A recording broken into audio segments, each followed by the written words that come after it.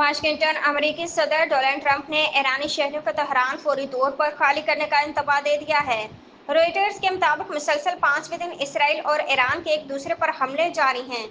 ایسے میں امریکی صدر ڈونلڈ ٹرمپ نے ایرانیوں پر زور دیا کہ وہ تہران کو خالی کر دیں۔ ان کا کہنا تھا ایران نے جوہری ہتھیاروں کی تیاری کو روکنے کے معاہدے کو مسترد کر دیا ہے۔ نائب وزیر اعظم اسحاق ڈار نے واضح کیا ہے کہ پاکستان نے اسرائیل پر ایٹمی حملے سے متعلق کوئی بیان جاری نہیں کیا۔ نائب وزیر اعظم اسحاق ڈار نے floor of the house policy بیان دیتے ہوئے کہا کہ پاکستان کا ایٹمی پروگرام صرف ملکی دفاع و سلامتی کے لیے ہے۔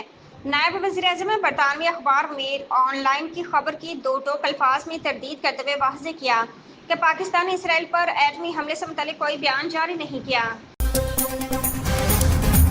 اسرائیل ایران تنازع چوتھے روز میں داخل ہو گیا۔ ایران نے میزائل اور ڈرونز کے ذریعے تل ابیب اور حیفا پر ڈرون اور میزائل داغ دیے۔ خبر رساں ادارے کی رپورٹ کے مطابق اسرائیل کے حملوں کے بعد ایرانی میزائلوں نے اسرائیلی شہروں تل ابیب اور حیفا کو نشانہ بنایا، جس سے کئی مکانات تباہ ہو گئے۔ ایرانی سرکاری ٹی وی کے مطابق پاسداران انقلاب کے ایرو اسپیس فورس نے فوج کے ساتھ مل کر اسرائیل پر مشترکہ میزائل اور ڈرون حملہ کیا، جس میں کم از کم 100 میزائل فائر کیے گئے ہیں۔ امریکہ کے صدر ڈونلڈ ٹرمپ کا کہنا ہے کہ ایران کو بات کرنی چاہیے، اس سے پہلے بہت دیر ہو جائے۔ G7 اجلاس کے موقع پر گفتگو کرتے ہوئے امریکی صدر ٹرمپ نے کہا کہ ایران جنگ نہیں جیت رہا۔